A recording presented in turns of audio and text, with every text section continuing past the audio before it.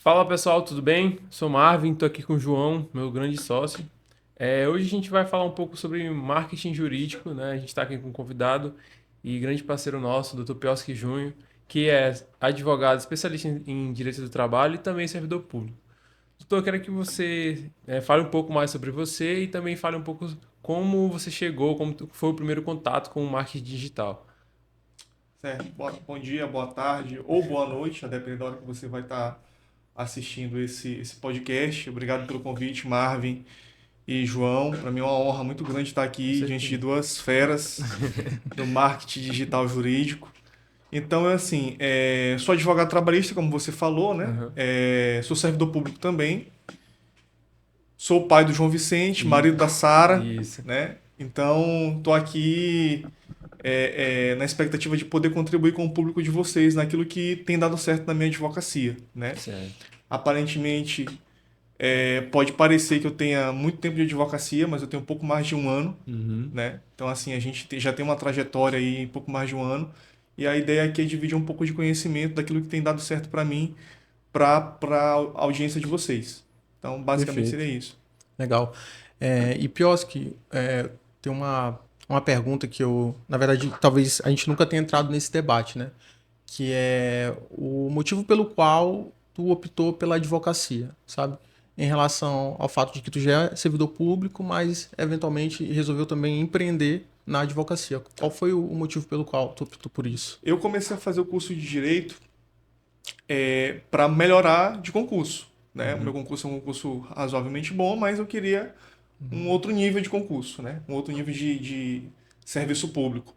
Então eu comecei a fazer o curso de Direito voltado para isso, né? Com essa intenção. Mas aí, ali pelo terceiro período da faculdade, Deus abriu uma porta e eu pude ser uhum. estagiário no escritório de advocacia. E eu era um estagiário diferenciado, porque eu era um estagiário sócio. Sim, Do meu nicho de atuação, todos os honorários que entravam, metade era dividido comigo. Então, assim, legal. eu era um Legal. estagiário sócio, né? E a pessoa que abriu essas portas para mim acabou me incentivando muito, porque ele também passou por esse processo de entrar na faculdade de Direito, querendo ser uma coisa e acabou se tornando outra. Né? Sim. O sonho dele era ser delegado de polícia e acabou se tornando advogado criminalista. Ou Aham, seja, ele entrou, a ideia dele era atuar de um lado, acabou atuando do outro. Né? sim. E comigo também não foi diferente. Né? A advocacia aconteceu assim para mim como algo que eu não esperava, né? Na verdade, desde criança eu queria ser advogado, mas aí acabou que não deu dando muito certo, né? Uhum. Algumas pessoas acabaram frustrando esse sonho. Tu vai ser advogado de porta de cadeia, tu só quer andar de terno, não sei Normal, mais o normal. quê. As famosas Mas crenças aí acabou limitantes. que alguns anos depois a chama reacendeu, né? Uhum. E tudo aquilo que a advocacia me proporciona hoje, e aí eu até falo isso com uma certa propriedade, sobretudo para as pessoas que me procuram para saber o que seria melhor, se é o serviço público ou se é a advocacia. Sem dúvidas nenhuma, é a advocacia. Obviamente que o serviço público tem as suas benesses, né? Mas eu posso falar com propriedade que a melhor profissão do mundo é ser advogado. Legal, Legal. um pouco polêmico assim para a maioria das pessoas, né? Eu Com vi isso certeza, daí com porque certeza. o que a gente ouve preferencialmente é a questão da instabilidade e da estabilidade de um concurso público em relação à advocacia. Foi por essa razão que eu tinha te perguntado isso, porque as pessoas que normalmente desenvolvem essa carreira no âmbito público, elas normalmente não querem sair, né, Uhum. dessa questão da estabilidade. Principalmente no momento que a gente vive em que existem, se eu não me engano, mais de 1,5 milhões de advogados no Brasil. Isso faz com que a evasão desse tipo de profissão hoje tenha sido muito grande, né? E principalmente para quem quer se tornar, para quem é bacharel em direito e eventualmente quer ser advogado. E assim, Pioski, em relação ao teu contato com o marketing jurídico, qual foi o primeiro momento que tu teve de contato com o marketing jurídico para utilizar como válvula ali de escape, talvez, dessas crenças limitantes quanto à advocacia para tentar alavancar, né, o teu projeto aí? Pronto. Uma vez que a chave já estava virada em relação a querer ser advogado, apesar de ainda ser servidor público, eu comecei a buscar formas de aumentar a prospecção, né? Porque a Legal. metodologia que nós trabalhávamos antes, Isso enquanto estagiário. enquanto estagiário ainda, a metodologia que a gente trabalhava lá no escritório era da indicação ou de aguardar bater na porta, Uhum. né? Mas aí, até foi até um movimento que surgiu na pandemia, esse movimento da digitalização da advocacia, eu comecei a pesquisar. E aí acabei encontrando o Rafael Mota, que hoje é meu amigo, é meu mentor, né? E ali, dentro daquele ecossistema, foi meu primeiro contato. E eu pude ver que era possível. Porque eu encontrei pessoas que estavam começando como eu estava começando, pessoas do mesmo nível que eu, e que aos poucos estavam avançando, Sim. né? E aí foi um momento em que eu disse assim, eu não, por um momento eu até pensei em esperar terminar a graduação e receber a OAB para poder fazer, mas aí em uma das aulas, em um dos hot seats lá da mentoria, surgiu a ideia de já começar a fazer dentro do escritório que eu trabalhava. Então, Sim. usando marca, usando estrutura, usando tudo do escritório que eu trabalhava. Nunca me apresentei como advogado dentro dessa prospecção mais ativa, mas usei a estrutura que tinha lá no escritório para poder iniciar. E aí, a primeira vez que você recebe um WhatsApp de de um prospecto é algo emocionante, né? Foi inclusive uma pessoa de Santa Catarina que Sim. entrou em contato comigo, tinha trabalhado sem carteira assinada e essa era a minha primeira campanha e que tinha sido demitido. Então, assim, a gente deu o primeiro passo a partir daí, né? E obviamente que, assim, depois de dar o primeiro passo, estar inserido nesse ecossistema também me ajudou muito, né? É aquela frase que a gente costuma ver no Instagram, que você é a média das pessoas com quem você anda, Sim. ela é muito verdade dentro do marketing digital, sobretudo voltado para a advocacia. Quando você tem contato com pessoas que estão na mesma vibe que você, e João pôde perceber isso no evento que a gente teve junto lá Sim, ano com certeza. passado, às vezes a gente se depara com grandes gurus da internet, eles sentam na mesa com a gente e abre ali um leque de oportunidades. Agora para você que está começando, eu fiz isso aqui, deu certo, de repente implementa isso lá no teu escritório, porque pode dar certo também. Então, assim, sem dúvidas, estar dentro desse ecossistema para mim foi muito bom, né? Então, meu primeiro contato foi esse, com o marketing digital. Certo. Só para tentar sinalizar ali para o pessoal em relação ao teu desenvolvimento nesse início, o Piosca ele está falando que ele fez isso como estagiário, né? Isso. Não foi ainda como advogado. Não. E aí como é que foi para tu levar talvez essa nova concepção de advocacia para o dono do escritório até então? Foi fácil? Foi difícil? Como é que foi? Assim, foi bem tranquilo. Foi bem tranquilo, né? A gente dividiu os riscos. Que é difícil de ver, né? Ser bem tranquilo. É difícil de ver. Ele, à época, tinha aproximadamente 11 ou 12 anos de advocacia, né? Mas, assim, sempre teve uma mentalidade muito empreendedora, né? Então, para ele foi muito tranquilo, porque já era algo, inclusive, que ele queria fazer, mas não sabia como, né? E aí, quando eu trouxe a proposta, foi muito tranquilo, a gente aceitou de imediato, foi aí que a gente criou a primeira landing page. Sim, essa história é muito boa. Diga-se de passagem que era uma landing page que eu não compraria, porque foi uma landing page feita, assim, eu queria fazer, Legal. entendeu? Primeiro passo. Eu queria fazer. O feito é melhor que perfeito, né? Pois é. E aí era uma landing page que eu não compraria. Mas aí, mesmo sendo essa landing page que eu não compraria, teve gente que comprou. Sim. Entendeu? E aí, quando a gente começou a atuar em outros estados, ter contato com outras pessoas com cultura diferente da nossa, Sim. isso aí fez uma virada de chave lá no escritório. Eu costumo dizer, teve inclusive uma das clientes da primeira campanha, eu fazia reconhecimento de vínculo, despedida por justa causa e estabilidade gestante. Teve uma cliente da estabilidade gestante que voltou, né? Que inclusive entrou em contato comigo, foi o marido dela, dizendo que ela tinha sido demitida enquanto estava grávida. E aí a gente fez o processo trabalhista dela, fez um excelente acordo.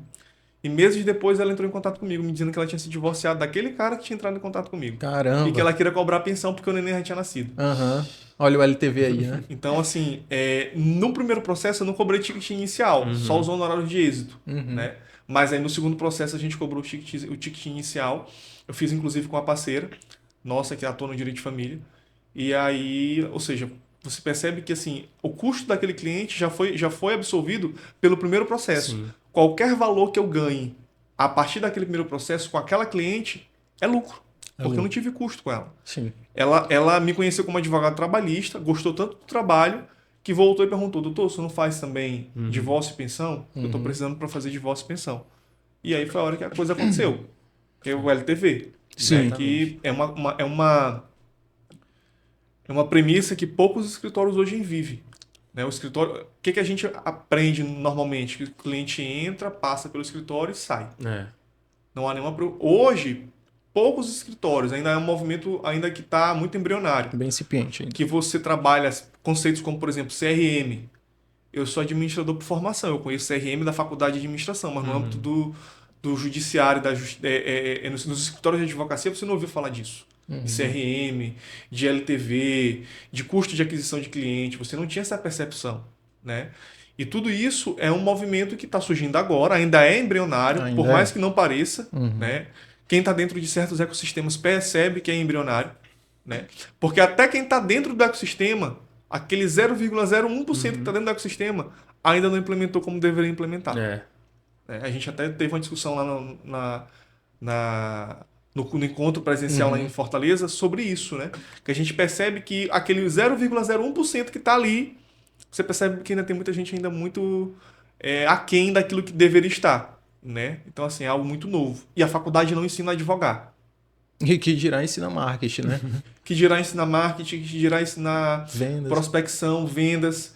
E aí, nesse ponto, é importante a gente mencionar algo, já que a gente tocou nesse assunto de vendas, que o advogado, às vezes, ele precisa tirar a capa de advogado e ser vendedor. Com certeza. Até uma pauta um pouco controversa e polêmica, mas vendedor dentro de um contexto que respeite os padrões éticos, a tabela de honorários, mas às vezes o advogado ele entende e é difícil virar essa chave. Qual é a chave? O advogado acha que o cliente precisa dele, quando na verdade é o advogado que precisa do cliente.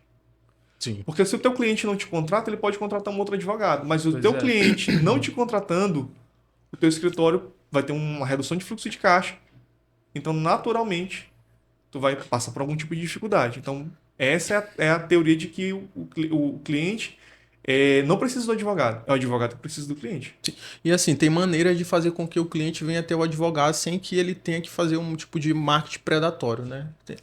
O próprio provimento 205 da OAB, ele não coíbe o marketing jurídico. Inclusive, ele fala expressamente sobre a expressão Google Ads, por exemplo. Ele não expressa Meta Ads, TikTok Ads, por serem coisas, né, que surgiram com o tempo. Mas assim, com uma interpretação básica, a gente vê que o marketing jurídico, primeiro, ele é legalmente, ele pode ser praticado de maneira legal, com base no provimento 205, e a gente consegue fazer com que os clientes venham até o advogado sem que o advogado vá até o cliente. Através de uma campanha de Google Ads, de Meta Ads. Inclusive, tua primeira campanha, né, foi de Google Ads. Foi. Queria até que tu trouxesse um pouco dessa tua experiência. Deu certo, não deu certo? Como é que foi? Minha primeira campanha eu comecei a fazer eu sozinho mesmo. Eu comigo mesmo. Né? Vendo os vídeos do Rafael. Vendo os vídeos do Rafael. Só pontuando aqui que o erro não foi nos vídeos dele. O erro foi em mim mesmo de achar que eu estava fazendo da forma correta. É bom ressaltar isso mesmo. E aí, o que acontece? Eu fiz a minha primeira campanha foi de reconhecimento de vínculo. Né? Que é uma campanha que tende a ser mais barata. Né? Uma campanha que você tem ali uma jornada de compra um pouco maior, então ela tende a ser mais barata. E eu anunciava uma campanha topo de funil. Topo meio de funil. Antes que tu dê prosseguimento, queria que só tu desse uma pauta sobre essa questão de jornada do cliente. O que seria isso? Pronto, a jornada do cliente diz respeito ao momento de compra do cliente. Existem momentos de compra para cada cliente. Por exemplo, o cara que é demitido por justa causa, ele está muito chateado com a empresa. Então, o momento de compra dele é mais imediato do que o cara que foi demitido, sem carteira assinada, e está aguardando o patrão dele calcular as verbas para saber se ele vai receber alguma coisa. Né?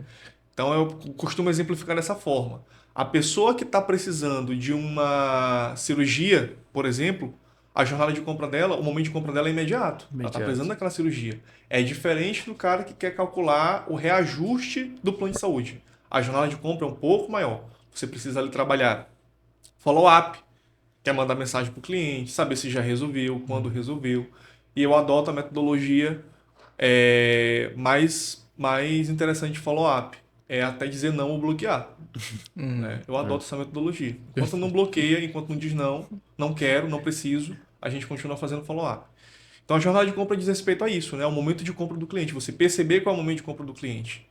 E isso faz um diferencial. Porque se você aplica esse tipo de ferramenta para o offline, mesmo que você aplique para o offline, você consegue fechar mais contratos. Porque de repente o cara que senta na tua cadeira, ele não está no momento de compra dele.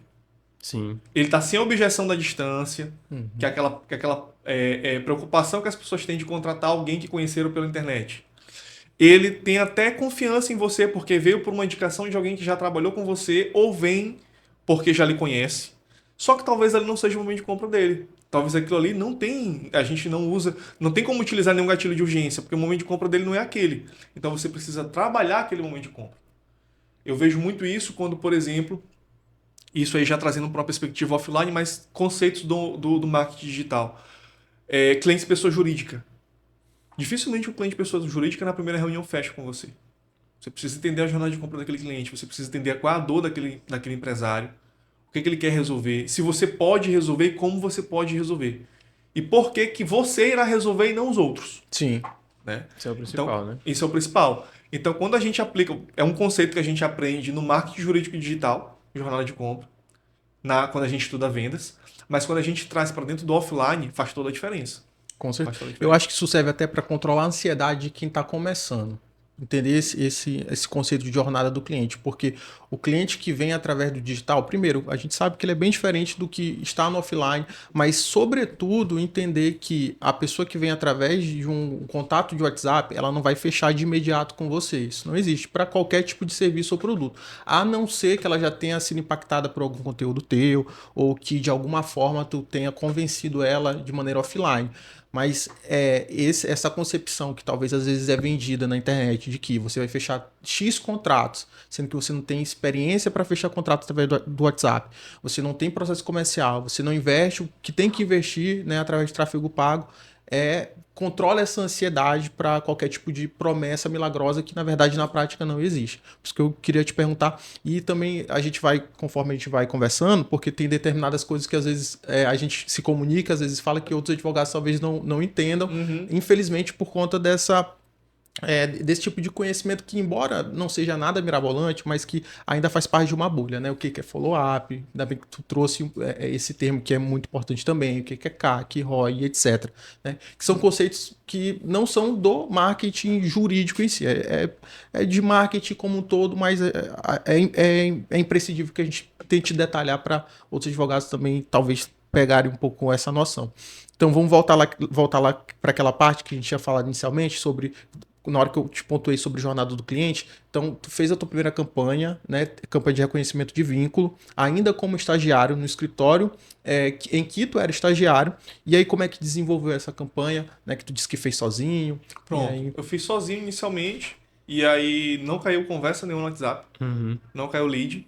Foi aí que eu pedi o socorro de vocês, né, na pessoa do João, para poder reestruturar a campanha. Aí me ajudou, aí viu realmente onde eu estava errando, né, que eu não tinha feito. Aí é uma questão mais técnica, o tagueamento da campanha. Sim, foi basicamente o tagueamento da campanha. E aí, porque eu achava que essa aula eu não precisava assistir. Aí eu não assisti, eu só queria saber a campanha. Por mim, se estava tagueado ou não, não me interessava. E aí, começaram a cair os primeiros leads.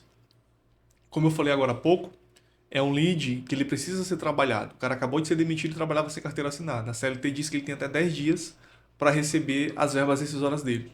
Então, como é que na maior parte dos casos o patrão demite, pede para ele ir para casa e aguardar 10 dias. Só que ele quer pelo menos saber quanto ele tem para receber, se ele vai receber, quais são os direitos dele. Então, a jornada de compra começa aí. Né? Muitas das vezes ele muitos leads me procuraram apenas para saber quanto que eles tinham para receber. Sim. Doutor, eu quero saber quanto que eu tenho para receber. E aí eu entendi que o momento de compra dele não era aquele. Então não adiantava eu falar para ele quanto é que eu ia cobrar, se eu cobrava inicial, se eu não cobrava. Porque para ele não fazia sentido naquele momento. O que fazia sentido para ele era, eu quero saber quanto eu tenho para receber. Sim. E aí eu fazia. Pegava uma calculadora dessas disponível na internet e deixava muito claro para ele que era um valor estimativo, que não era para ele se apegar àquele valor, mas eu fazia ali uma estimativa de valor que seria daquela rescisão, por exemplo. Certo. E aí eu marcava ali no meu CRM, bem arcaico, mas marcava que em tantos dias vencia o prazo do patrão dele pagar, e aí eu voltava a ter um ponto de contato com ele. Já deixava na base ali o cliente que era um curioso inicialmente. Que era um curioso inicialmente. Vem o cara também, aí para contextualizar, topo e meio de funil é o cara que tá assim, ele sabe que tem um problema, mas ele não tá tão propenso a resolver aquele problema naquele momento. Sim. Né? Ele tá ali naquela indecisão, ele quer ter mais informações. Mas esse lead é importante para ti? Tu acha que esse lead ele faz sentido? Naquele momento fazia. É um lead mais barato. Perfeito. Né? É um lead bem mais barato. Enquanto um lead de fundo de funil aí custava na época, hoje é muito mais, mas na época custava ali R$5, o clique, Às vezes, com muita sorte, custava 4, 3,50 o clique. Esse meu lead custava 99 centavos o clique. Não era nem o custo de aquisição do cliente. Era a pessoa clicar ali, iniciar a conversa. E aí cabia ao meu comercial, que na época era eu mesmo que fazia, cabia ao meu comercial fazer esse filtro. E fazer esse trabalho de follow-up, de entender a jornada de compra do cliente. Do ponto acho uma coisa que eu achei muito interessante. A internet, ela é um mundo em que você é bombardeado com informações todos os dias. Sim. Né? A gente que sabe como é que funciona o algoritmo da ferramenta, a gente entende muitas coisas que às vezes aparecem pra gente. Alguns colegas advogados não compreendem porque determinados vídeos aparecem para eles. Ponto. E aí o que acontece? Quando a gente entende um pouquinho de marketing, sobretudo marketing digital, dor do cliente, gatilho de urgência, gatilho de necessidade, a gente percebe que aí a gente começa a fazer as leituras dos anúncios que chegam até a gente.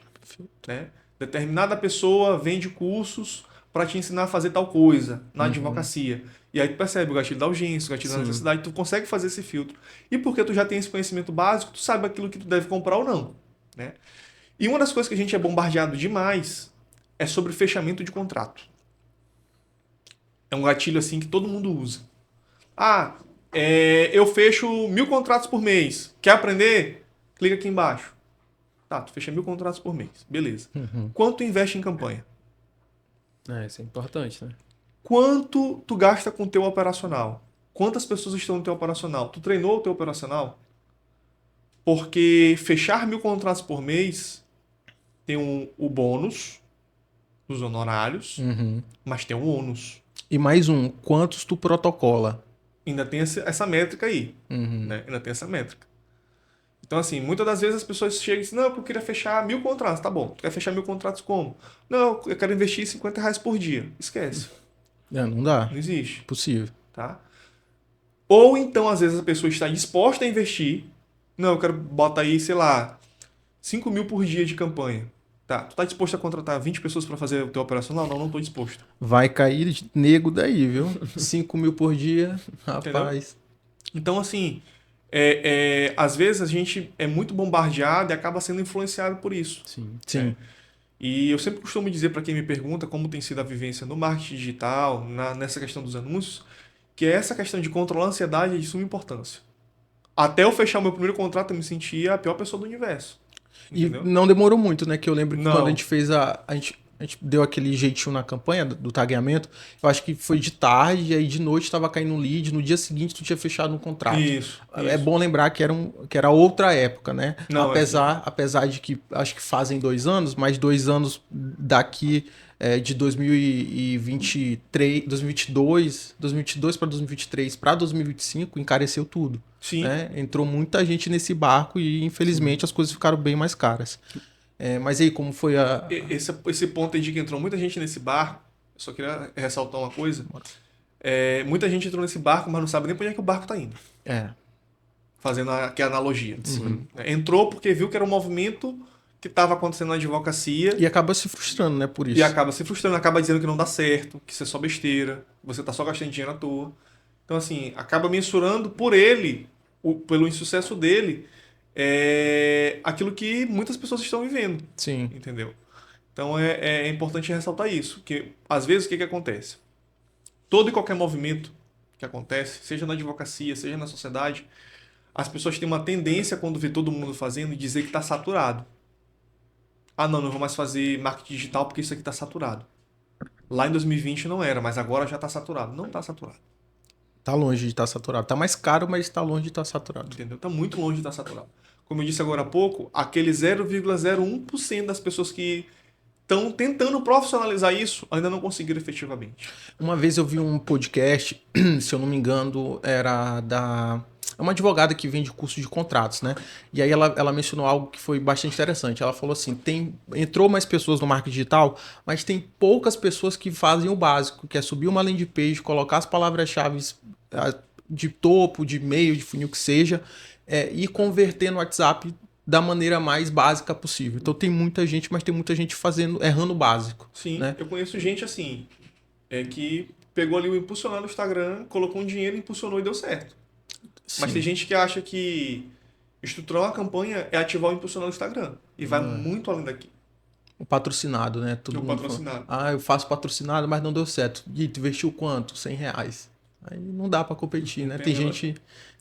Eu já... Tem escritório que a gente faz que a gente já investiu mais de R$ 30.000, né? Em anúncios, isso num percurso ali de 2, 3 meses. Mais de R$ 30.000. Isso já é um absurdo, né? Para a maioria da realidade de muita gente. Uhum. Imagina para as pessoas que estão investindo ali seus R$ 10 por dia, R$ 20 por dia. Eu acho que o mínimo do meta é R$ 7 hoje por conta do aumento do dólar.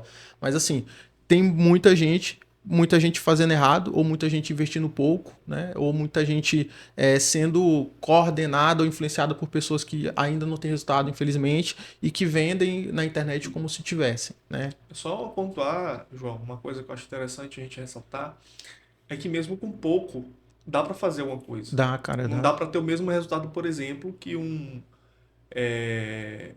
a DV Líder tem, Sim, né? O Fernando Ricciardi, porque ele investe muita grana. Se sim. ele investe muita grana, a proporcionalidade é que aumente. Mas assim, para quem quer começar, quem quer dar o primeiro passo, é possível começar a dar o primeiro passo com pouco dinheiro, com pouco recurso. Eu comecei com pouco recurso, Eu, né? eu, eu acho até legal a gente falar valores assim em relação, pelo menos para o pessoal entender. Pouco, pessoal. É assim, R$ 20 por dia, tu já tem um resultado. Já consegue Tem. fechar o Cai contrato. lead no Cai WhatsApp, lead. uma campanha bem feita. R$ 20 por dia que dá um total ali de mais ou menos R$ 600 por mês. Com Isso. R$ 600 por mês, tu já consegue alavancar, iniciar a alavancagem ali do teu negócio, claro, a depender do modelo de negócio da advocacia que tu tá fazendo, se é advocacia de massa, se tá Sim. fazendo para consumidor, para PJ, Tem né? alguns produtos também, né, que são Produtos melhor para o Meta, específicos. outros são melhores para o Google, né? Então tudo isso vai depender. Mas assim, se a gente pudesse estipular um número, R$ 600 já daria para Com começar, certeza. né? Com A gente certeza. começou lá no início até acho que com menos. Foi Se com eu não me menos. Eu acho engano, que eu investi, se não me engano, R$ 300 naquela época. foi R$ 300. E eu lembro que eu coloquei R$ 15 no dia pra gente começar a rampar lá no Google Ads. E aí no outro dia tu fechou o contrato, né? Uhum. Claro, comercial também tu já tinha um nível de consciência. Hoje teu nível de consciência e tuas habilidades são muito boas, mas à época Sim. já eram muito boas. Então, enfim, toda essa estrutura é muito importante. Mas aí o Piosco, ele deixou de ser estagiário, virou advogado, né? Como é que foi essa transição para ti? Tu continuou dando continuidade no marketing digital, no caso, investindo em campanhas, ou tu deu uma abandonada? Como é que foi? Tá. Quando eu saí do nível de estagiário e passei a ser advogado, eu continuei, né? Só que agora de forma mais profissional. Eu lembro que aí, como foi essa forma mais profissional? Eu já botei a minha cara, né? Eu Sim, continuei sendo sócio desse escritório que eu era estagiário, agora não mais como estagiário, mas sendo sócio mesmo, com o nome na porta e tudo. Só que aí eu coloquei a minha cara na internet, nas minhas landing pages, nos meus anúncios, porque isso me ajudava a quebrar a objeção, né? Eu fechei contrato enquanto eu era estagiário, mas foi muito difícil, sim. porque as pessoas queriam falar com o dono do escritório, e eu não era o dono do escritório, nem advogado era, não poderia me identificar dessa forma. Quando eu recebi o AB, na semana seguinte eu subi a landing page com minha cara na landing page estampada, Legal. e as pessoas já falavam comigo, eu já gravava recado de vídeo, então as pessoas já sabiam que era eu, já quebrava mais objeção. Produzia conteúdo na época ou não? Não, Só Google mesmo, não, né? eu nunca fui muito de produzir conteúdo. O máximo Uhum. que minha cara aparecia era na landing page. Vocês foram os culpados de caso alguém tenha Influenciar. recebido algum vídeo meu aí, os culpados foram eles, tá? Os Não foi primeiros culpa vídeos. minha. Ó, E então tu teve um período grande, né, sem produzir conteúdo, mas mesmo assim continuar fechando o contrato só pelo sim, Google. sim, só pelo Google, só pelo Google. E agora nem tanto, né? A gente já está trabalhando isso com inteligência artificial, essa questão de elaboração de petição, essas Sim. coisas. Mas no começo eu pedia para a galera pausar a campanha porque eu não dava conta. De Muito lead, ser né? muito lead, de ser advogado, de ser comercial. E aí agora a gente está passando por um processo de reestruturação Uhum. para poder ter uma campanha mais bem estruturada, né? Porque isso também ajuda demais. Sim. E isso faz com que também a pessoa que é responsável pela campanha não se frustre. Porque veja só, eu estava recebendo em média 8 leads por dia. 8 leads por dia. E aí eu vou até aproveitar logo o momento para fazer um cálculo que eu costumo fazer para os meus amigos que perguntam se vale a pena investir ou não. Quando você tem um escritório físico, em média, quantos clientes tu atende? Batendo ali na tua porta. Ah, sei lá, 5 clientes por semana. Pronto. Eu recebia 8 propensos clientes por dia. O que daria 40 clientes por semana, né? E aí, se a gente for considerar aí a média do digital, que é ali 5%, 3 a 5%. de 3 a 5%, se eu receber 40 clientes por semana, daria em média ali 10% daria 4, então daria 2 contratos por semana, o que daria 8 contratos por mês. Sim. Quanto seu escritório físico fecha hoje? Com previsibilidade, Com né? previsibilidade. Se teu escritório físico hoje fecha menos de 8 contratos daquele determinado produto, tu tá deixando dinheiro na mesa. Pois é. Entendeu? Porque tu poderia estar... E assim, o esforço mínimo. O esforço que você tem é de ter um plano de... um script De de atendimento, vendas, né? de atendimento, perguntas qualificadoras, qualificou o lead. Uma vez que o lead é qualificado, é trabalhar follow-up. Leva ele até o contrato. O lead não é qualificado, deixa ele na tua base. Ah, o lead não é qualificado e eu não sei o que eu fazer com esse lead. Pede avaliação no Google Meu Negócio. Qualquer pessoa aqui que vai assistir esse podcast, ou qualquer um que está aqui nessa sala sabe que antes de fazer qualquer aquisição na internet, vai o quê? Ver quais são as avaliações. Ou no Reclame Aqui, ou no Google Meu verdade. Negócio. Ou ver se tem Instagram. Ou ver se tem Instagram. Então, assim, eu conheço gente que faz follow-up de Google Meu Negócio. Os caras não fecham o contrato com ele, tem ali uma base ali de, sei lá, 500 clientes, ele bota o estagiário para passar uma semana para fazer o follow-up. Tá, você não tinha o direito. Mas como foi o nosso atendimento? Você poderia avaliar o nosso atendimento? Você poderia avaliar a forma como o nosso advogado lhe atendeu? Você gostou da reunião que fez com o advogado?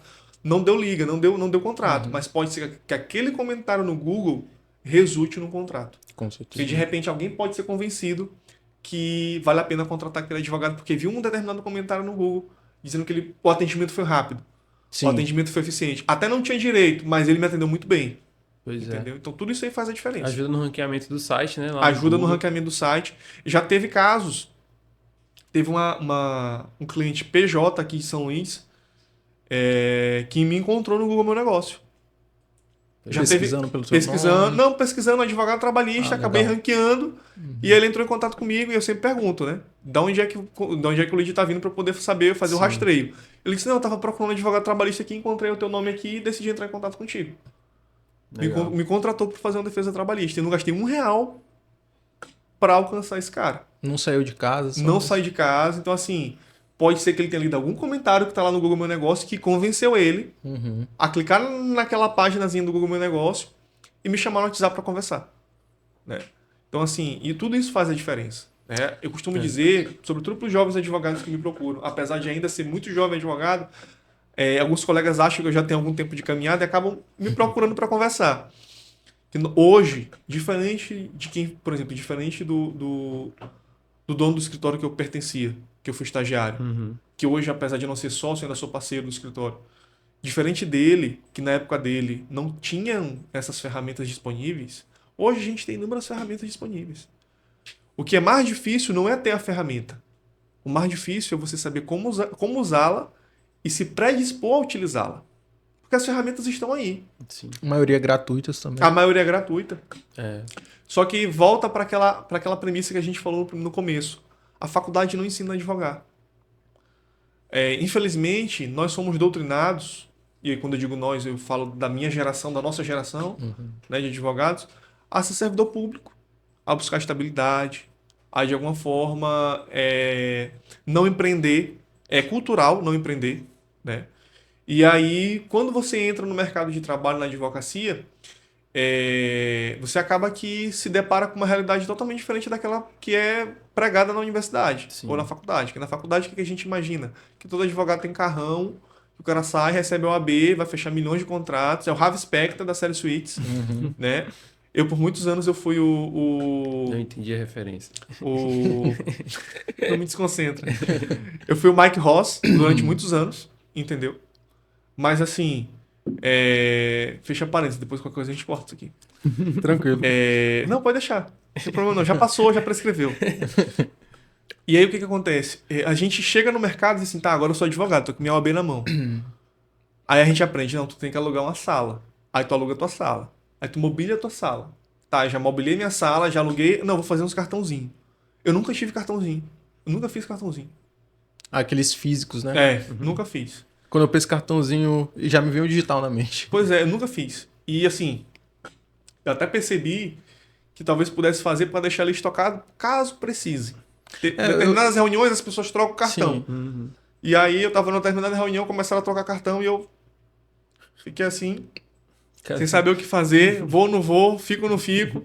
Eu disse, não, eu vou começar a fazer cartãozinho, mas ainda não fiz cartãozinho. Então, assim, era um script que se desenhava pra gente de que era assim que ia ser acertar a nossa advocacia. A gente vê que, assim, quando você É recebe uma uma... advocacia impossível, né? Porque o tanto de coisa que tu vai arcar Pois é, pra começar. só pra ter a sala, inicialmente tu precisaria ter o aluguel e o calção, pra começar a brincadeira. Aí tu tem que comprar mesa, tu tem que comprar ar-condicionado, tem que comprar cadeira, tem os custos fixos do escritório, Manter o escritório. manter o escritório, que só sabe quanto custa um escritório quem tem um escritório. Né? Sim. Às vezes a gente acha que não, ter um escritório é tranquilo, não é tranquilo não. Porque É caro. precisa ter aquela previsibilidade de demanda. Sim. Né? Hoje, graças a Deus, até por conta dessas parcerias que eu tenho no meu antigo escritório, eu tenho clientes fixos que fazem, que eu faço assessoria mensal, né? Então, assim, aí a gente já tá entrando naquela ideia de carteira de produtos, né? Não lembro bem quem foi que falou, não sei se foi o Euro, se foi o SAF, alguém falou que o nosso escritório precisa funcionar como um supermercado. Precisa ter ali uma prateleira de produtos disponíveis pra gente, disponíveis para o nosso cliente, né? Então, assim, eu tenho a minha assessoria PJ, eu sou advogado trabalhista, mas eu também atuo na área de licitações. Por ser servidor público, eu estou na área de licitações, então eu também presto assessoria de licitações. O meu escritório ele tem uma prateleira de produtos disponíveis no mercado. Sim. Não faço tudo, né? Não faço tudo. Por exemplo, bateu alguém na minha porta, ou chegou alguém no meu WhatsApp querendo fazer holding. Não faço holding, mas eu tenho um parceiro que faz holding. Interessante, é uma estratégia muito boa. Então eu tenho um parceiro que faz holding. Aí eu não atuo no criminal. Não faço criminal, mas eu tenho um parceiro que faz do criminal. Se bater alguém na minha porta ou algum daqueles meus clientes que já fazem parte da minha base precisar de um advogado criminalista, eu tenho um advogado criminalista que é parceiro do escritório. É como se fosse o escritório, mesmo, é a mesma coisa. Só tem outro nome, só atua em outro escritório, mas é o mesmo escritório. Sim, Entendeu? não deixa a demanda passar. Não deixa a demanda passar. E isso também é uma coisa tão básica que muitas vezes a gente acha que não vale a pena. Ah, não, eu só faço trabalhista. Então, o que bater aqui diferente de trabalhista, eu não faço. E aí, Sim. você acaba deixando dinheiro na mesa. A gente bate muito na tecla de que você tem que ser especialista a nível digital, mas a tua entrega enquanto escritório tem que ser full service, né? Tem que entregar, se o teu cliente vir com uma determinada demanda, é bom tu ter parceiros que entreguem, claro, um bom trabalho, que tu delegue esse trabalho, mas que seja com o nome do teu escritório, com a marca do teu escritório. Porque aí tu não perde esse brand, né? De que quem resolveu o problema foi o teu escritório, apesar de que tu delegou para um parceiro. Né? Essa estratégia é sensacional. Essa questão da parceria é até um pouco polêmico também, sobretudo porque a gente vem de uma escola mais digital, né? A gente está acostumado a, por exemplo, eu já fiz parceria com gente do Rio Grande do Norte, que precisou de advogado aqui, e eu atuei.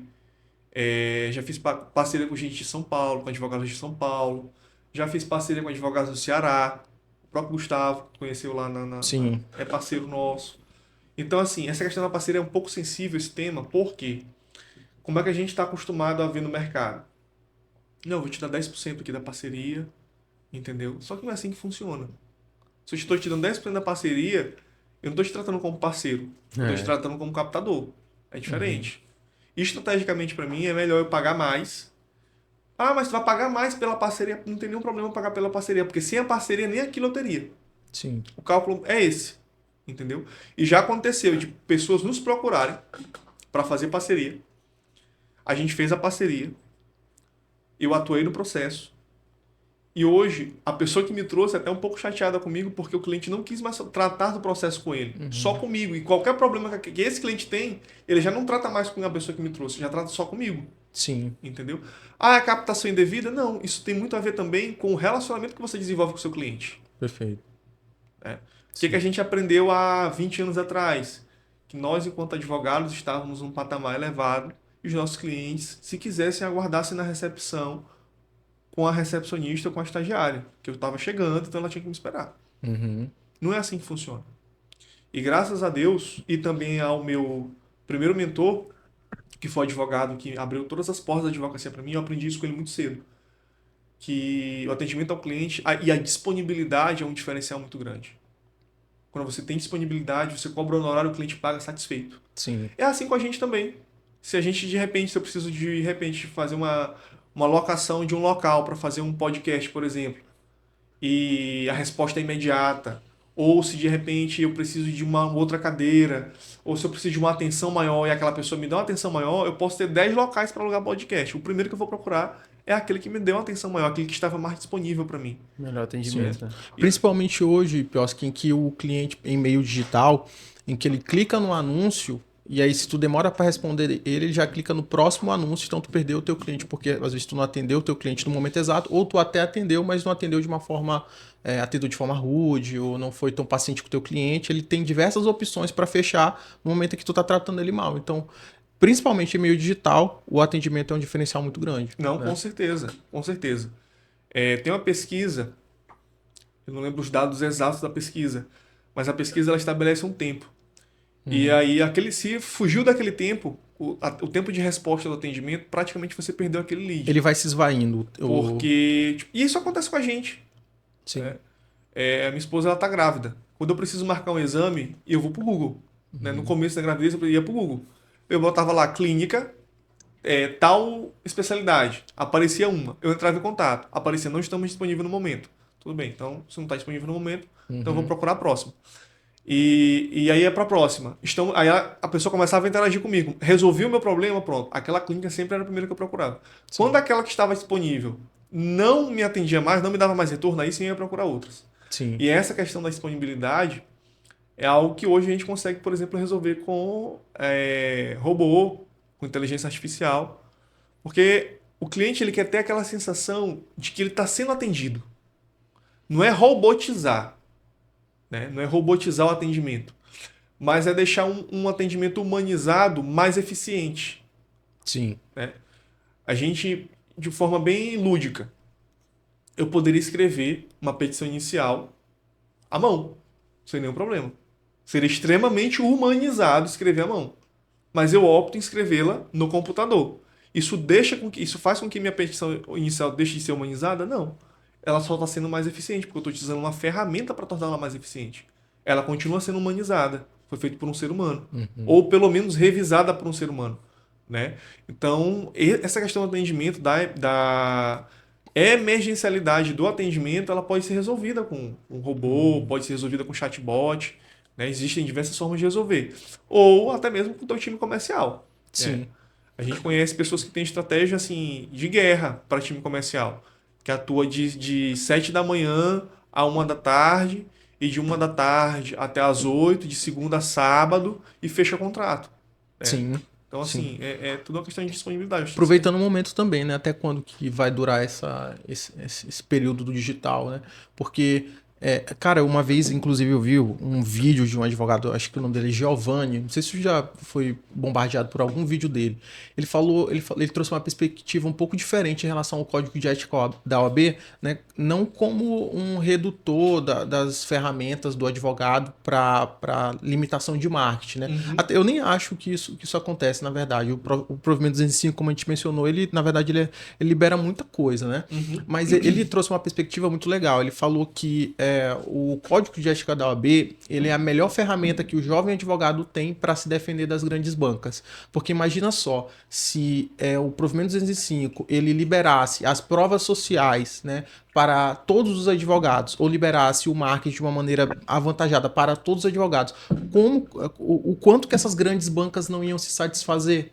Tipo assim, nós que somos jovens advogados, a gente não tem muitas provas sociais para demonstrar o quão bom é o nosso serviço, mas as grandes bancas estão aí há muito tempo, tem dinheiro de sobra para investir em marketing. Então, se não fosse o provimento 205, se não fosse o código de ética da OAB, o Estatuto da Advocacia, talvez a gente não estaria protegido dessas grandes bancas. Eu achei super interessante porque eu vejo muita gente batendo, né, na OAB em relação a essa questão ética. Mas assim, tem o CRM, se eu não me engano, da medicina. Também, né? Proíbe. Uma série de publicidade. Exatamente. Então, eu não vejo como limitadores. Também não. Como tu faz teu marketing, né? Tu consegue captar teus clientes sem necessariamente ter que ser evasivo, predatório, e dá super certo. Né? Eu queria ouvir tua opinião em relação a isso, que se tu acha que realmente existe esse fantasma aí da OAB que proíbe marketing. Não, na verdade é assim. Eu concordo plenamente com o que o Giovanni falou. Né? Porque para quem está começando, e aí a gente tem diversas histórias de diversas pessoas né? Eu posso até mencionar, não tem nenhum problema mencionar aqui, por exemplo, o SAF. O SAF hoje ele tem um patrimônio elevado, e isso está disponível na internet, ele usa disso para poder ensinar outros advogados. Sim. E ele cresceu muito rápido. Ele tem avião. Eu acredito que ele tem avião.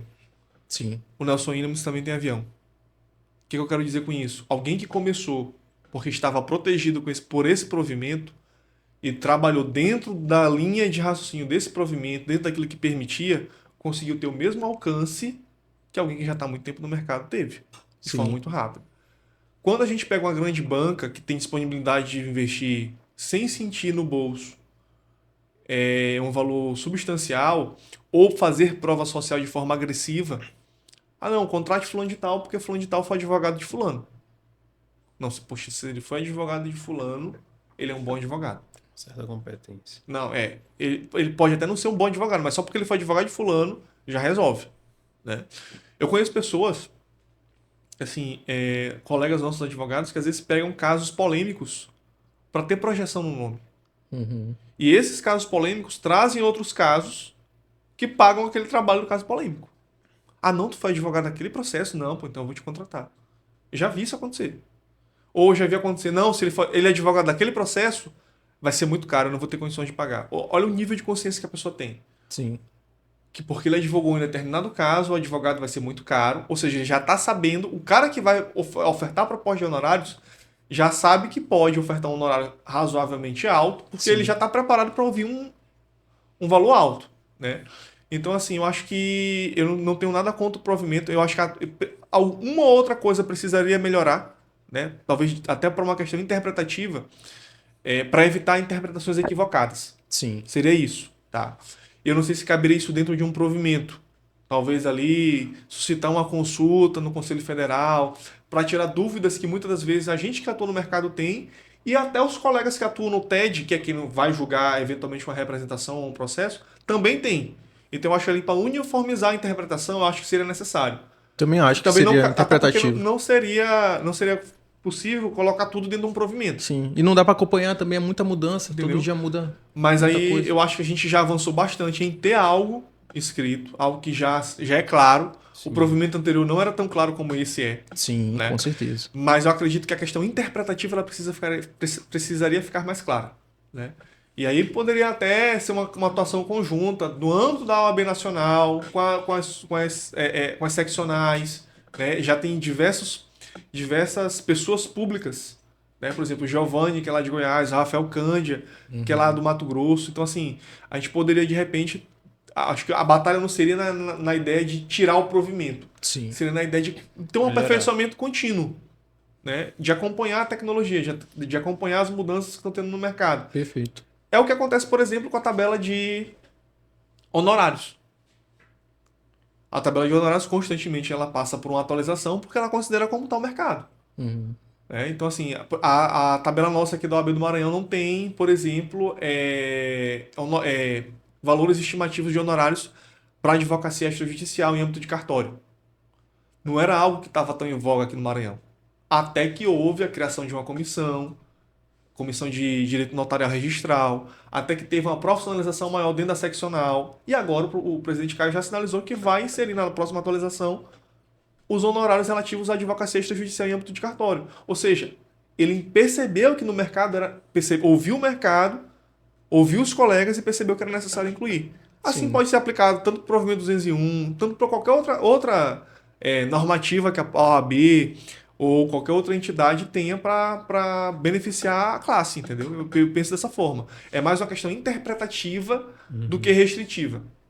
A minha opinião é essa. Perfeito, concordo plenamente com cada palavra que tu trouxe. E agora, Marvel, acho que a gente está chegando ali nos nossos minutos finais. Quer fazer a última pergunta para o Pioski em relação... A gente está, né, organizando aqui os processos de perguntas do podcast, e aí a gente tem normalmente a pergunta quebra-gelo, que é, qual foi o primeiro contato que tu teve com marketing jurídico? O que te fez querer investir em marketing com a tua advocacia? E não necessariamente a gente falou muito sobre tráfego pago, sobre essa parte ali mais de aquisição de cliente mesmo, de levar para o WhatsApp, converter, etc. Depois a gente vai a gente vai ter um outro episódio com a Sara, né? E a gente talvez vai trazer um pouco mais sobre produção de conteúdo, que já é outro tipo de marketing. A Sara que se puder desenvolver mais quem é para o povo entender. A Sara é mãe do João Vicente. Antes de ser advogada, ela é mãe do João Vicente, minha esposa, né? Atua com produção de conteúdo de forma assim brilhante. Sim. Eu a conheci por conta do conteúdo que ela produzia no Instagram para advogar. Inicialmente ela produzia para público final, né? Para propensos clientes que eventualmente tinham alguma dificuldade em regularizar os seus imóveis ou tinham alguma situação para resolver em âmbito de cartório. Ela já, inclusive, já atua também, já produz conteúdo voltado para advogados, né? Tanto para ajudá-los na advocacia, Sim. quanto para ensiná-los também. E foi ela, inclusive, quem deu o start inicial na presidência do nosso presidente vitalício, Thiago Dias, que deu início à Comissão de Direito Notarial Registral, aqui na OAB do Maranhão. A primeira, né? A primeira. Então, assim, ela foi ela quem criou a comissão junto com o presidente Thiago Dias, está presidente por enquanto, e foi alguém que de forma muito, muito eficiente, levou ao presidente Caio a necessidade de atualização da tabela de honorários. Sim. Então, se a gente aplicar de forma por analogia, a gente pode fazer isso também. Eu acredito que tem um movimento grande aí de jus influencers, né, que é o apelido que eles estão recebendo, que desenvolvem um trabalho sério, e eles também podem levar essa proposta de atualização. Eu não diria uma proposta de retirada. Eu diria uma proposta de atualização, desculpa, no sentido de tornar a interpretação do provimento mais fácil, Perfeito. mais acessível. E tem que partir dos advogados, né? Eu acho que tem que partir dos advogados. Um movimento Se a gente conjunto. aguardar... E tem que partir dos advogados que atuam e militam na área. Que vivenciam aquilo diariamente. Não adianta, por exemplo, com todo respeito, né, um determinado relator do Conselho Federal que não atua, que não sabe como é o dia a dia do marketing digital, não adianta ele sentar na mesa com alguém e ouvir aquelas informações se ele não sabe quais são as dores que a gente tem, se ele não sabe quais são os problemas que a gente vivencia, por que muitas das vezes a gente responde o processo equivocadamente no TED. Graças a Deus eu nunca respondi, mas eu tenho colegas que já responderam o processo no TED por coisas absurdas, entendeu? Então, assim, é salutar que seja um movimento nosso, né? Sim. Eu lembro que em abril, em um desses encontros lá do Método Conversão Jurídica, estava na mesa o Eduardo, dono da DV Box, e mais, assim, alguns colegas, Rafael e tal. E aí tocaram no seguinte assunto: cara, por que a gente não levanta entre a gente pessoas para compor as chapas das eleições que vão acontecer no final do ano? Porque a gente precisa ser ouvido. Né? Sim. Quem atua no mercado jurídico digital precisa ser ouvido muitas das vezes. Né? E o próprio Eduardo estava compartilhando um processo no TED que ele sofreu por conta de marketing. Que assim, não tinha nada demais. Não era nada agressivo, não tinha CTA, não tinha nada que fugisse do padrão ético. Né? Mas assim, por uma questão interpretativa, que é justamente o que a gente acabou de colocar, acabou se abrindo um processo e aí tem a questão de ter que responder. Então, assim, é um desgaste desnecessário para o advogado. Entendeu? Se a coisa ficasse mais bem explicada, não necessariamente normatizada, através de um provimento, mas de repente através de uma resolução, de um julgamento, ou de alguém que fizesse uma consulta e a OAB Nacional se manifestasse a respeito daqueles pontos que ainda geram dúvida, ainda são pontos de penumbra. Eu acredito que seria bem mais interessante. Certo. Vamos lá para a última pergunta e que talvez tu tenha tocado muito nesse assunto. Se você pudesse voltar no tempo, quais seriam os 3 primeiros passos para se destacar na advocacia? Se eu pudesse voltar no tempo? Isso. Lá no início, quais seriam as Então, primeiras atitudes que tu tomaria? Até Tá. para quem está começando hoje também. Pronto. Primeira atitude. É uma pergunta difícil, cara. Parece simples, mas é difícil. É porque tu Ainda também bem que foi a tomou última muita, pergunta, viu? muita atitude, né? Foi Assim, muita atitude. Eu acredito que eu não faria... Talvez a única coisa que eu faria diferente do que eu fiz... Eu vou citar as 3 atitudes, tá? Eu também. A única coisa que eu faria diferente era fazer as coisas de forma menos ansioso. Talvez eu... E também porque a gente é bombardeado todos os dias de que tem que fechar milhões de contratos por mês na internet. Sim. Eu acredito que o primeiro passo seria estudar marketing digital, jurídico, voltado para a área jurídica. Conceito de vendas, né? Então, o primeiro passo seria estudar. Vendas. E aí, eu paguei um preço muito alto porque eu só estou estudando isso agora. Né? Se eu tivesse estudado isso lá atrás, né? Então eu acho que é um ponto que eu corrigiria lá atrás, seria esse. Estudar vendas, estar próximo de pessoas que têm a mesma visão que eu, ou Muito que, importante. ou que almejam alcançar o mesmo sonho que eu. Entendeu? Perfeito. Eu acho que isso é de suma importância. E o terceiro e último ponto é executar. Executar. Entendeu? Eu lembro que quando eu entrei no ecossistema do Rafael, o Pierre era aluno. Pierre Luiz era aluno. E hoje o Pierre é assim, é um cara que eu admiro muito, tenho um grande respeito. Tive a honra de sentar ao lado dele lá na mentoria, né, lá no encontro presencial. Trocamos muita ideia, muita figurinha. E o cara hoje é o cara que fecha em média de 500 a 1.000 contratos por mês. Entendeu? Então, Então, teve assim, um começo, né? então ele teve um começo. E eu tenho um outro colega de mentoria que eu gosto de falar dele, que é o Theo. E às vezes ele mostra os resultados dele, a galera pergunta, mas como é que tu conseguiu esse resultado? Isso é simples. É estudando, estando com vocês e executando. Eu faço as minhas palavras, as palavras dele. Às vezes tu compra até mentoria pra ouvir o que tu já sabe. Só que a diferença do cara é que ele fez o que tu não fez. Pois né? é. Colocou em prática. E assim, estar nesse ecossistema de pessoas que pensam da mesma forma como que você faz todo o diferencial. Porque na hora que eu sentei lá no encontro presencial que a gente foi agora em dezembro do ano passado, da hora que eu sentei, da hora que eu entrei, na verdade, um dia antes a gente foi convidado para um jantar lá no hotel para poder compartilhar algumas coisas. No jantar do hotel, que não tinha nada a ver com o evento, a gente já, poxa, isso aqui faz sentido. Cara, isso aqui agora não faz sentido pra gente, mas lá na frente vai fazer. E aí as pessoas começam a trocar figurinhas. Cara, como é que tá lá? Pô, cara, lá tá difícil, cara, não desiste. Permanece, vai dar certo. Olha, no começo pra mim também foi difícil, mas eu fiz isso e isso aqui pra quebrar minha objeção. Fiz isso aqui pra melhorar o meu atendimento. E aí você senta ali com grandes players do mercado e os caras começam a te dizer, ó, no começo eu fiz isso, no começo eu fiz aquilo outro. Teve um colega meu de mentoria que disse assim, ó, tu trabalha com licitação, por que tu não por que tu não oferta esse produto bem aqui no teu escritório? Faz assim, assim, assim, assim, assado. Eu fiz durante muito tempo deu certo pra mim. Ou seja, eu já saí de lá com um produto novo. Se eu fechar um contrato desse produto novo, já pagou a viagem e ele vai me dar lucro. Entendeu? Então, assim, é estar dentro do ambiente. O ambiente é uma frase clichê do mundo digital, mas o ambiente muda o jogo sim, cara. Muda o jogo sim. Isso é verdade. É muito difícil, e isso eu vejo muito em muitos colegas, é muito difícil você advogar sozinho. É mais difícil ainda você advogar sozinho no mercado digital. Entendeu? Porque você começar sozinho, você não tem ninguém para dividir uma dor, você não tem ninguém para dividir um anseio, é muito complicado. E quando eu falo de advogar sozinho, é ter um colega advogado mesmo. Porque às vezes você divide com a sua namorada, você divide com seu pai, com sua mãe. Como ele não entende como funciona o mercado, como funciona a advocacia, na cabeça dele não faz nenhum sentido. E aí quando tu tem um colega advogado ali do teu lado, e isso foi primordial para mim. No começo da minha advocacia, ter alguém que pegou na minha mão e disse, ó, o caminho é esse bem aqui. Eu, por exemplo, eu vou até fazer uma homenagem aqui ao Dr. Leandro, que foi meu primeiro mentor e foi onde eu comecei, né? Foi o primeiro escritório que eu trabalhei. Eu lembro que uma vez eu fui para uma audiência, ele me disse, ó, vai ter uma audiência, tu quer ir? Eu quis, quero. Segundo período de direito, quero estar nesse ambiente. E aí eu cheguei com terno de uma cor, a camisa de uma cor, a gravata de outra cor. Ele disse, não. Volta. Lição número 1. A aparência é tudo. Vou te levar na alfaiataria onde faz as minhas camisas, tu vai começar a fazer camisa lá, porque a aparência é tudo. Então, assim, o básico. Ah, doutor, eu não tenho como fazer camisa em alfaiataria. Tá, mas compra uma camisa de cor neutra.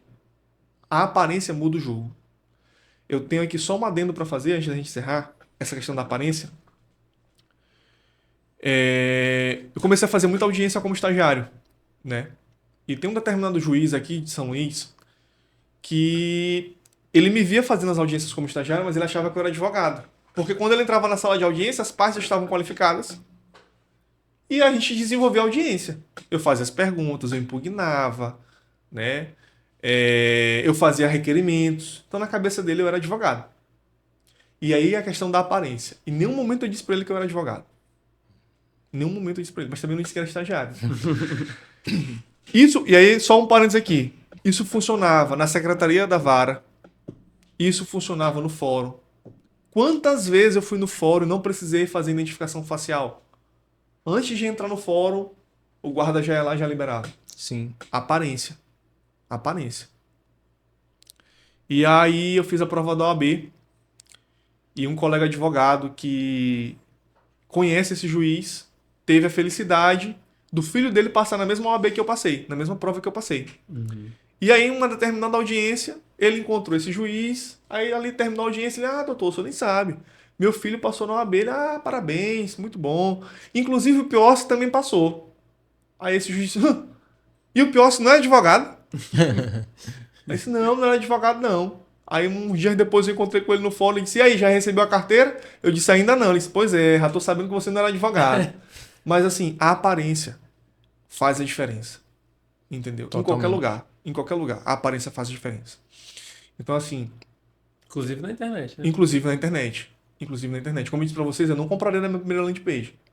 Porque a aparência dela não era boa. Entendeu? A aparência dela, ela dava a entender que era uma coisa, até uma página fake. Porque a logomarca não ficou legal, as letras não ficaram legais.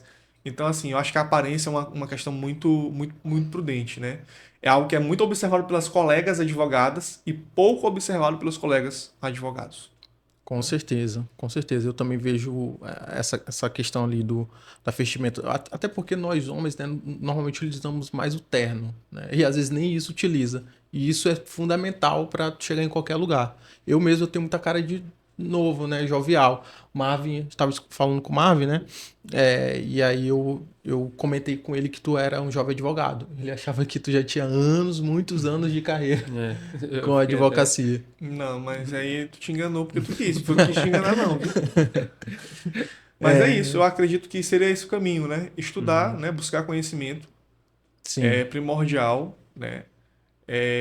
Executar, eu acredito que executar é importante, né?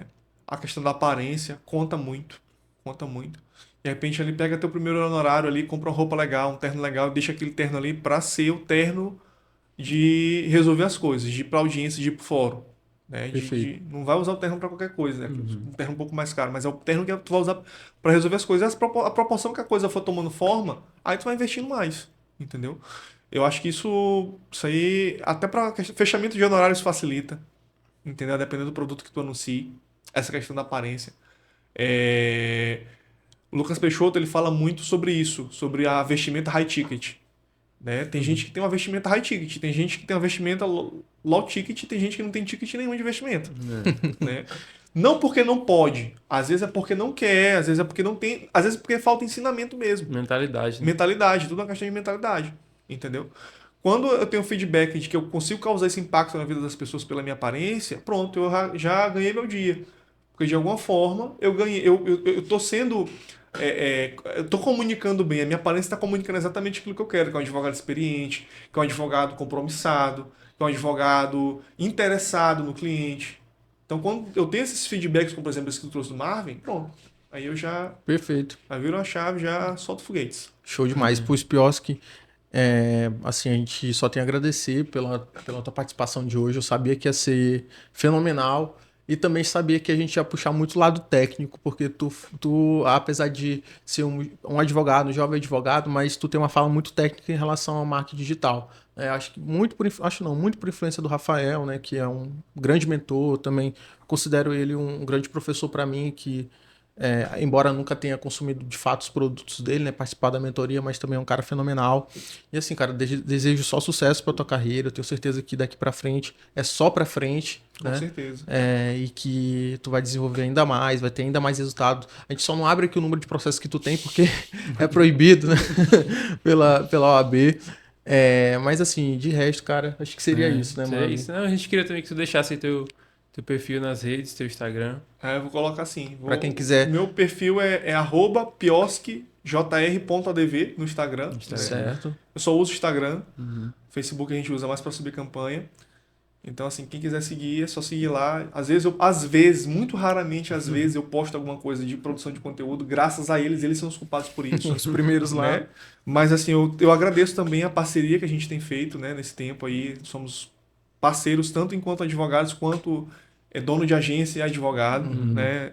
Agradeço o convite, para mim foi uma honra muito grande estar aqui dividindo um pouco da experiência com vocês. A gente não vai falar de números, mas graças a Deus a gente conseguiu no ano passado atingir a marca de 1/3 dos estados do Brasil. Olha aí. Entendeu? Investindo um pouco, fazendo um trabalho bem feito, bem devagar, sem pressa, sem muito mirabolismo, Euforia, né? ou como a gente fala aqui no Maranhão, sem muito enxame, Uhum. entendeu? Bem devagarzinho, devagar a gente conseguiu. Então é isso, meus amigos. Espero que vocês tenham gostado. E- Estamos juntos. Show É, demais. show É demais. isso aí. Obrigado, pessoal. Até o próximo episódio. O próximo episódio já está marcado. A gente vai só confirmar com a convidada e a gente vai se falando, tá? Valeu.